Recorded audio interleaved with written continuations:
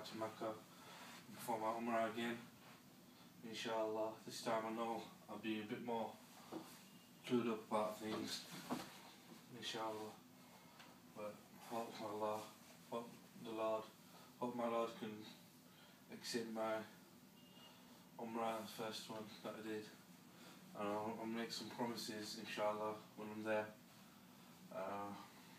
It's in the Quran that Ismail was truthful when he made a promise, when he made promises, or made a promise.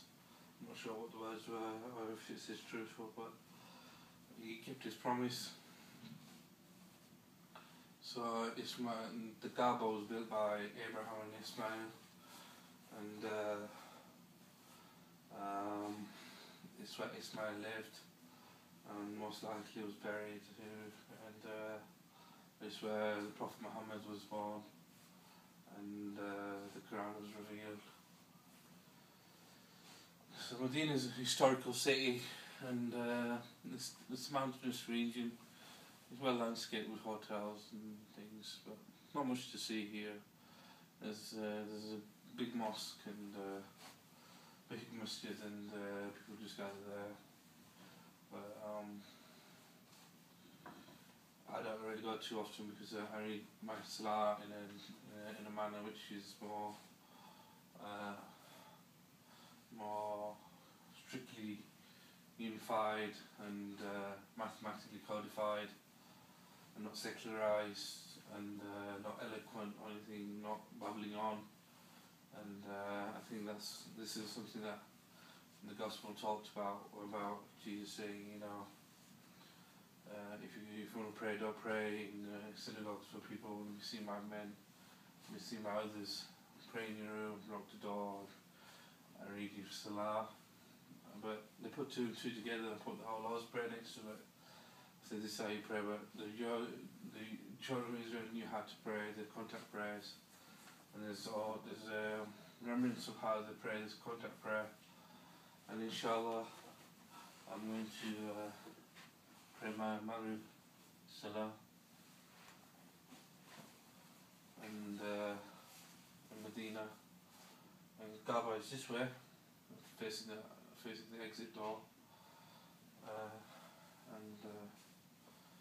When I've got wuzu. Yeah, I've got wuzu. So before you can pray, you need to make sure you have wuzu. I did wuzu when I woke up after siesta. Went out during the afternoon, bought loads of things.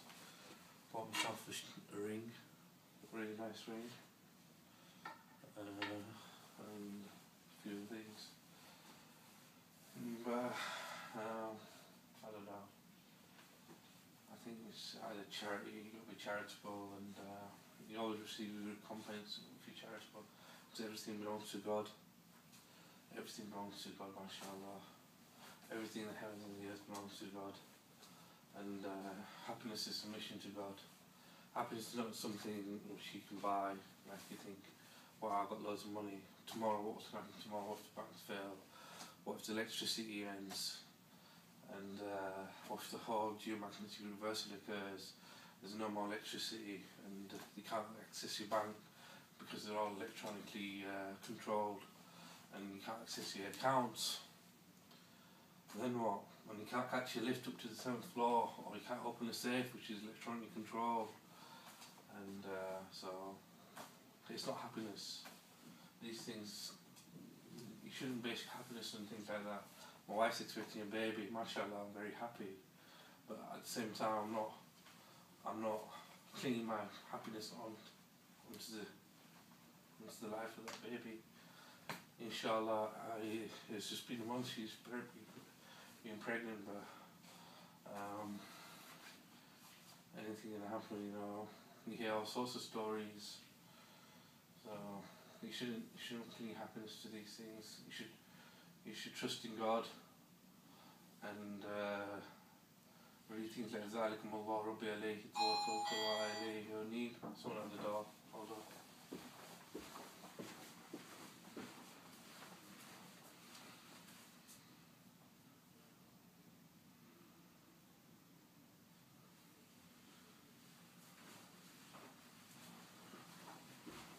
housekeeper. You can wait. Hey, intruding housekeepers. Nice hotel. This clean holiday village, 5-star hotel. About a street away from Masjid Nabi. It's really nice. Beautiful breakfast every morning. We didn't even know we had breakfast with our stay, but someone found out from the people that we work with. We're going to pray now. And I tend to read 3 units for the sunset prayer. Allahu Akbar. Bismillah ar-Rahman ar-Rahim. Alhamdulillah Rabbil Alameen. Ar-Rahman ar-Rahim. Malik Yawmiddin. إياك نعبد وإياك نستعين اهدنا الصراط المستقيم صراط الذين أنعمت عليهم غير المغضوب عليهم ولا الضالين الله أكبر سبحان ربي العظيم سبحان ربي العظيم سبحان ربي العظيم سمع الله لمن حمده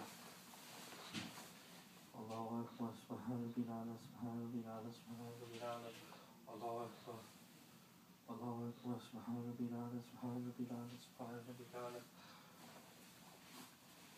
الله أكبر بسم الله الرحمن الرحيم الحمد لله رب العالمين الرحمن الرحيم مالك يوم الدين إياك نعبد وإياك نستعين اهدنا الصراط المستقيم صراط الذين أنعمت عليهم غير المغضوب عليهم ولا الضالين الله أكبر سبحان ربي العظيم سبحان ربي العظيم سبحان ربي العظيم سمع الله لمن حمده الله أكبر سبحان ربي الأعلى سبحان ربي الأعلى سبحان ربي الأعلى الله أكبر الله أكبر سبحان ربي الأعلى سبحان ربي الأعلى سبحان ربي الأعلى الله أكبر أشهد أن لا إله إلا الله وحده لا شريك له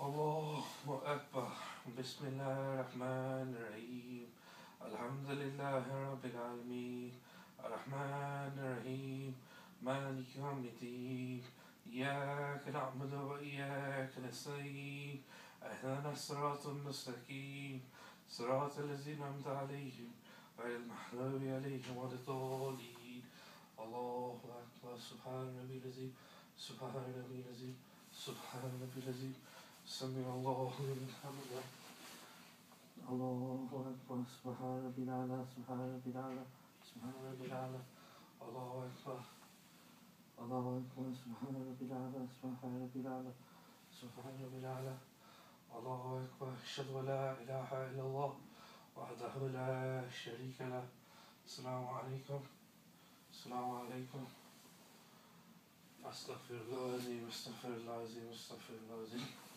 I'm not sure if I read it correctly. I always forget to the shud after the second unit, and then I remember if I have it or not.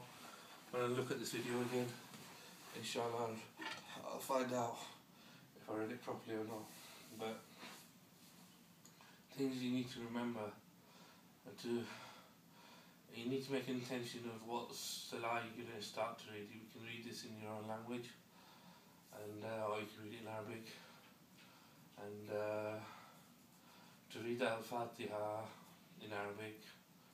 Don't add any other verses or Quranic ayats, which is a custom in most traditional Muslim world. As you see, my namaz was only 3 minutes. Not even 3 minutes. I don't know how many minutes really, but it was very short, and it's easy to pray. And mashallah, it's a blessing because it means I can perform my prayers every day, no matter what the circumstances. If I'm working, if I'm not working, if I'm on holiday, if I'm not on holiday, if I'm at home, or if I'm studying, or if I'm at school, or if I'm wherever. And that's the beauty of the method that I showed you to pray. And it's also the method that is acceptable and reaches God in your contact prayer with God, because you're not secularizing your prayer, and it's mathematically codified at certain set times of the day. And there's 17 units in total in the salahs per day. And if you look at Al-Fatiha, which is the first surah which appears in the Quran, and the only numbered Bismillah to start a surah is in Al-Fatiha. So there's number one verse in Al-Fatiha is Bismillah, which is numbered. It's the only numbered Bismillah in the whole Quran. Another Bismillah appears in Surah Naml, but this appears as Shiva opens the letter, and it's from Solomon, in the name of God, most gracious, most merciful.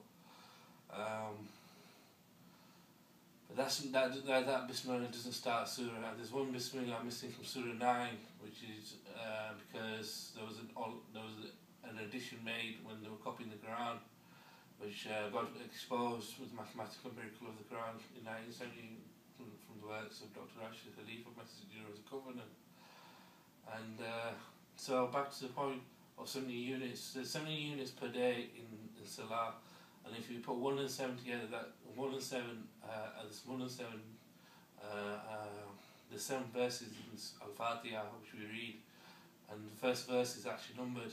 It's the only numbered verse in the whole verse Bismillah in the whole Quran. To start the surah, because all the surahs, there's 114 surahs in the Quran, and all the surahs start with Bismillah Rahman Rahim, apart from Surah 9, which I told you is because there was an addition made to the Quran when they were copying it, and it was a confusing aspect of the Quran for many people over the years, over the history of the Quran, and it just goes to show that this book could not be authored by a hearsay or through memory and through parchments and things. It must have come from one original source written by the Prophet's own hand, and that's what we must believe. And they copied it. They copied from that original copy, which told them where to place each verse, where to place each surah. Sorry, not verse. Where to place each surah, and told them when it was revealed and where it was revealed. Whereas the last 2 verses in Surah 9 are said to be Meccan when the Surah is Medinah. And how could that happen? How could 2 verses appear at the end of Surah 9, which is a Medinah Surah, and are said to be Meccan? And even the Hadith speak of the dubiousness of these two verses at the end of Surah 9. And mathematically, it's been proven that these 2 verses were wrong, were added later. They were to idolize the Prophet and to bring the Ashabs into the Quran, because they weren't mentioned at all, and make the Prophet Rahim when only God is Rahim. And there's a lot of miracles based on that corruption. But Alhamdulillah, there was a corruption in the Quran, but it's those who thought the corruption would last forever, or those who thought innocence, the will of innocence, will of innocence, because one way we could say it was wrong what they did, and they should have given us the Quran the way it was presented by the Prophet. But another part of me says at least it was destiny that it didn't, and that it was discovered later that there was an addition made to the Quran. Not a lot of people believe it, because it means that people who've aspired to be Muslims and lived their lives praying, and following the ulama, and being Sunnis and Shias and Salafis, and all of a sudden a messenger comes and brings them proofs and news, and they say we stick to the religion of our forefathers, or even if they know nothing, even if they knew nothing.